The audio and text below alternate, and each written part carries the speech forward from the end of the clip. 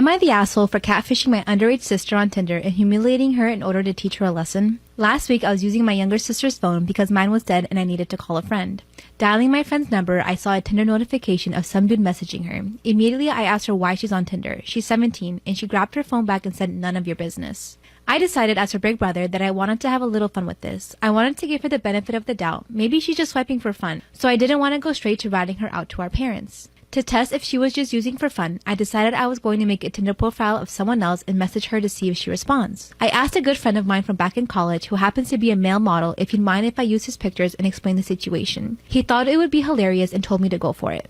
I created the account, set my age to 22, set my swipe radius to a mile, and quickly found my sister's account. Her age was set to 19. Lie, she's still in high school. So I was definitely more suspicious of her now. I super liked, and less than an hour later she matched and messaged me. I decided to set up a date to a fancy restaurant downtown for Sunday afternoon and told her we could head to my place afterwards. She was completely receptive and said she'd meet me there. She told our parents she was hanging out with one of her track friends and spending the night at her place. After she left, I told our parents everything and showed them all of the messages. They were pissed, and I suggested we all go to the restaurant. My dad and I just went instead and saw her sitting at a table alone, all dolled up waiting for Jim. My dad went up to her and said, "Jim's not coming," and she screamed and asked what we were doing there.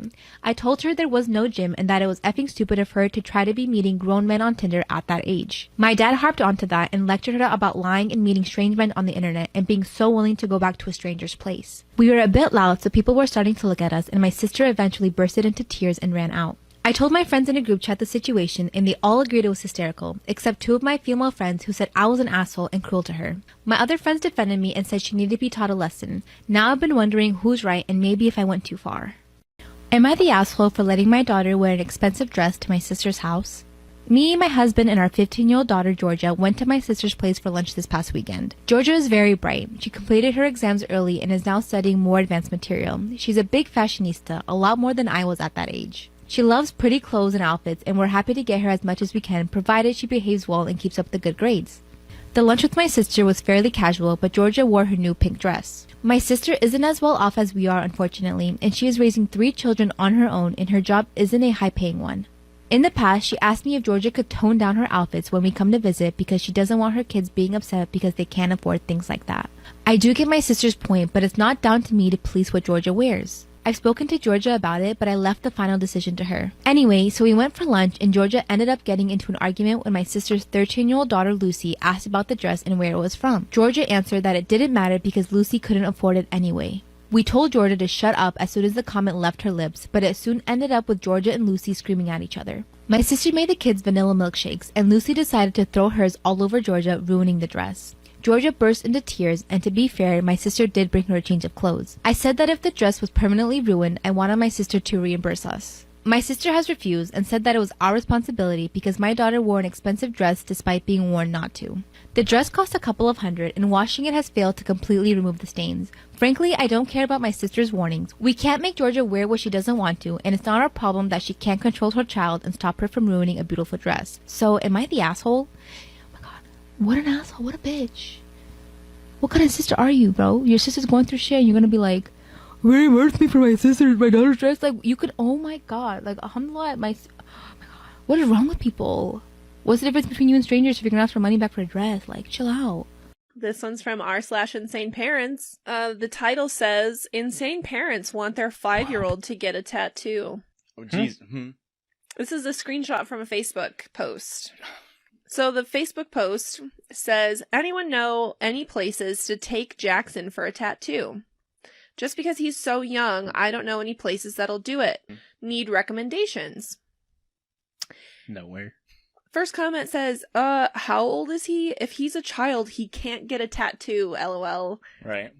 And the poster says, he's 5. I know it's a little young, but I found a really nice tat that's sort of a mother-son kind of thing, and I want to get him it for his 6th birthday in May. Plus, children can get tats if they have a parent with them when they get it done. What was the kid's name? Jackson. Jackson's gonna look so fucking badass with that fucking sleeve at 6. So the person that commented said, are you insane? You want your little child to get a permanent thing on his body that hasn't even developed yet, and it's something he can't even consent to? Hell, most 16-year-olds still can't get a tattoo on their own.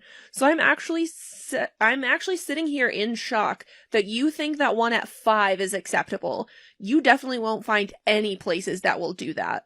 6, not 5. Let's be Going reasonable. on 6. Yeah, he's 5 going on 18. Let's be. And then the mom, I'm assuming it's a mom, replied and said, "Last time I checked, you don't have a kid, ? Got her So ass. don't lecture me about my parenting. Just because you think it's wrong doesn't mean it is." Oh, yeah. Nailed it. Great defense. Fucking Sorry, crazy. I'm a Absolutely fucking bonkers. badass. I'm a fucking badass parent. I'm the cool mom. His dad's kind of lame. We divorced, but, like, he won't even let him get fucking tatted up. Absolutely insane. My boyfriend just looked me in the eyes and very seriously said, "Okay, this is going to sound sexist and weird, but I have to ask. Okay. You have your period, right?" Me thinking this is going to be something dumb and stereotypical about hormones and mood swings. Yes. Isn't that going to attract bears? I Are they camping? We are going to be camping 45 minutes away from Milwaukee. Bears don't like to come down this far south into the state. Also, that's a myth. So no, baby. You don't have to protect me from bears this weekend. I love my silly city boy from the south. Edit. I asked him if I just missed the Anchorman joke before I told him about this post. The answer is no, he was serious. He's just a sweet, considerate man, if a bit confused about the menstrual blood predator myth. I mean, let's just say hypothetically, someone was to be like, "Is this true though? Is there no truth behind this?" Hypothetically, Why would a bear be attracted by any blood in general? They're not like. oh, sharks are attracted to blood in the water. Yeah, but they're predators. Here's a life Also pro tip from the comments. Pro-life tip: if you're scared of attracting bears, the biggest thing you'll want to avoid bringing on your trip would be a picnic basket. Jesus Christ. That's what we needed to. I'm glad we stopped talking. Can you give us a little bit of an impression? Hey, there? boo-boo! That's wow. All right, you just been holding that in the fucking chamber the whole time? You just had a good old yogi in you? This whole time you've had a yogi? Yeah. Wow. Took you 27 years to pull it out of the pocket. Am I the asshole for telling a woman at the gym that she isn't attractive? I've recently started going back to the gym because I'm trying to lose the weight that I gained during quarantine. My partner never stopped working out. She adjusted and made time at home. I can't do that. Home is for all the stuff I love to do. I work out to stay healthy, but if I'm honest, I don't really like doing it. I generally do cardio for the first 40 minutes and I'm there cycling.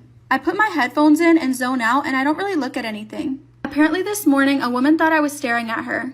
I'm gonna be honest and say that I'm not even sure if I was looking at her. I'm pedaling away on an Alpine Pass in my mind and jamming out to some 90s alternative. The first time I noticed her was when she pushed my shoulder to get my attention.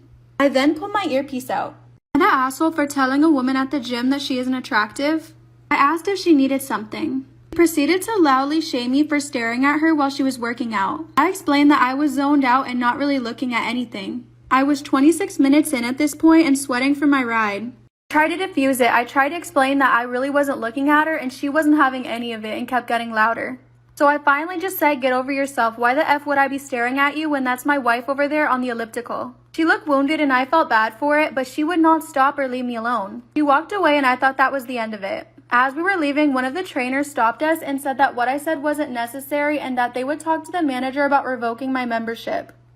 Am I the asshole for confiscating my daughter's glasses as a punishment? A few weeks ago, my daughter, Maddie, 15, and her friends stole a girl's asthma inhaler and destroyed it. The girl ended up becoming ill, but fortunately the school had a spare one. Because the incident was so serious and also because Maddie and her friends had been tormenting the girl for a while, it resulted in Maddie being expelled from school. The other girl's parents almost involved the police but thankfully decided against it. When I got Maddie home from school after what happened, I gave her a long lecture and she didn't regret what happened at all and thought it was just messing around. She thought it was stupid that she got expelled. When she came down for breakfast the next day, I decided on a punishment. I took her glasses off her face and went into her room and confiscated her spare pair. Am I the asshole for confiscating my daughter's glasses as a punishment? Maddie isn't blind without her glasses, but it's quite inconvenient for her. If she wants to look at her phone, for example, she'd need to have it very close to her face.